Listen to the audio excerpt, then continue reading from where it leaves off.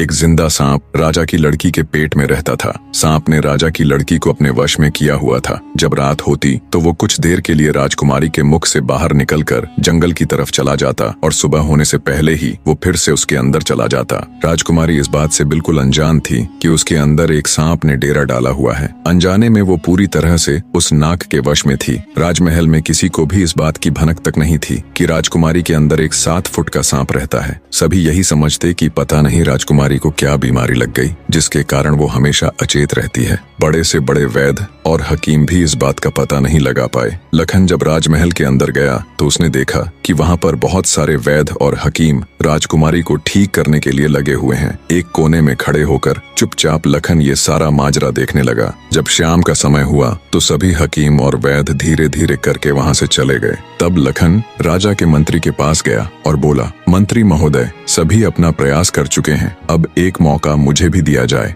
लखन की बात सुन मंत्री उसे अपने साथ ले राजा के पास जाता है और लखन का प्रस्ताव राजा के सामने रखता है। बेचारा हर तरफ से निराश हो चुका राजा एक बार अनमने ढंग से लखन की तरफ देखता है, फिर दुखी मन से कहता है, बताओ तुम मेरी बेटी का इलाज किस प्रकार करोगे। लखन राजा को प्रणाम कर बोला, महाराज, मुझे एक रात अपनी बेटी के साथ ठहरने की इजाजत दीजिए, तभी मैं किसी नतीजे पर पहुंच सकूंगा। एक बात और महाराज, मैं बिल्कुल एकांत में राजकुमारी के साथ रहना चाहता हूँ, तभी मैं अच्छे से ध्यान लगाकर राजकुमारी जी की बीमारी का पता लगा पाऊंगा। लखन की आत्मविश्वास भरी बातों से राजा के मन में हल्की सी उम्मीद जागी। उसने लखन को रात में राजकुमारी के साथ एकांत में रुकने की इजाजत दे दी। राजा की इजाजत मिलते ही लखन राजकुमारी के कक्ष में गया और उससे कुछ दूर एकदम चुपचाप बैठकर उसे देखने लगा। जैसे ही रात के 12 बजे का समय हुआ तो अचेत अवस्था में पड़ी हुई राजकुमारी के मुंह से सांप बाहर निकला और महल के परिसर से होता हुआ जंगल की ओर चला गया। ये सब देख लखन दंग रह गया। वो बिना कुछ हरकत किए चुपचाप वहीं बैठा रहा। जब रात का आखिरी पहर खत्म होने को आया तब वो सांप वापस लौटा और राजकुमारी चंद्रकला के मुख से होता हुआ पूरा उसके अंदर समा गया। दम साधे लखन ये सारा माजरा देखता रहा। सारा माजरा देख उसे समझते देर न लगी कि राजकुमारी की सारी बीमारी की जड़